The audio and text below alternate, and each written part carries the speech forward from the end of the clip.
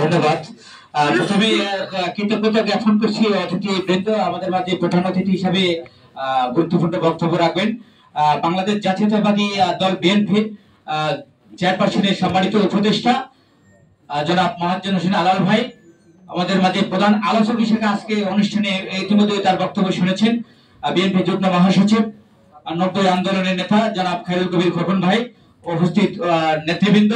সংক্ষিপ্ত আকারে একটি কথা বলে আমি শেষ করব। আমাদের বাংলাদেশ সেক্রেটারিয়েট জার্নালিস্ট অ্যাসোসিয়েশনের জন্ম হচ্ছে ফেসিবাদী লড়াইয়ের মাধ্যমে। কারণ সচিবালয়ের ভিতরে সাংবাদিকতার আড়ালে ঘাপটি মেরে একটি অপশক্তি সাংবাদিকতার এই পথটি ব্যবহার করে সচিবালয়কে প্রভাব খাটিয়ে এবং ফ্যাসিস্ট হাসিনা সরকারকে দীর্ঘস্থায়ী থাকার জন্য বিভিন্ন সহায়ক শক্তি হিসাবে তারা বেড়াদাল হিসেবে তারা বিদ্যমান ছিল। আমরা চাচ্ছি যে সচিবালয়ের ভিতরে সাংবাদিকতাই থাকবে, পেশাদারিত্ব থাকবে, রাজনীতি থাকবে।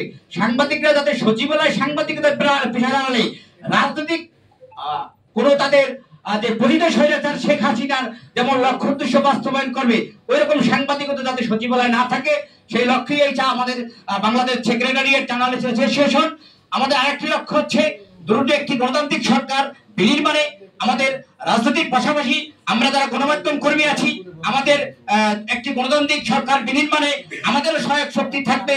যেহেতু আমরা গণমাধ্যমের আয়না হিসেবে প্রতিষ্ঠিত, আমরা চাই যে দ্রুত একটি নির্বাচন হবে এবং সেই জনগণের তাদের দীর্ঘ 17 বছর ভোট বঞ্চিত ছিল, তারা ভোট বঞ্চিত তাদের অধিকার ফিরে পাবে এবং গণতান্ত্রিক সরকার আসবে এবং সুন্দর বাংলাদেশ বিনির্মাণে আমরা গণমাধ্যম কর্মী, বিশেষ করে বাংলাদেশ সেক্রেটারিয়েট জার্নালিস্ট অ্যাসোসিয়েশন গুরুত্ব ভূমিকা থাকবে এই প্রত্যাশা ব্যক্ত করে এবং আজকের অতিথিবৃন্দদের সকলের প্রতি কৃতজ্ঞতা জ্ঞাপন করছি এবং আমাদের প্রধান অতিথি সহ সকল অতিথিবৃন্দদেরকে, আমাদের সংগঠনকে যে এসে যে আমাদেরকে যে গর্বিত করেছে, আমরা তাদের পাশে পাওয়ার প্রত্যাশা ব্যক্ত করে সংক্ষিপ্ত শেষ করছি। আসসালামু আলাইকুম।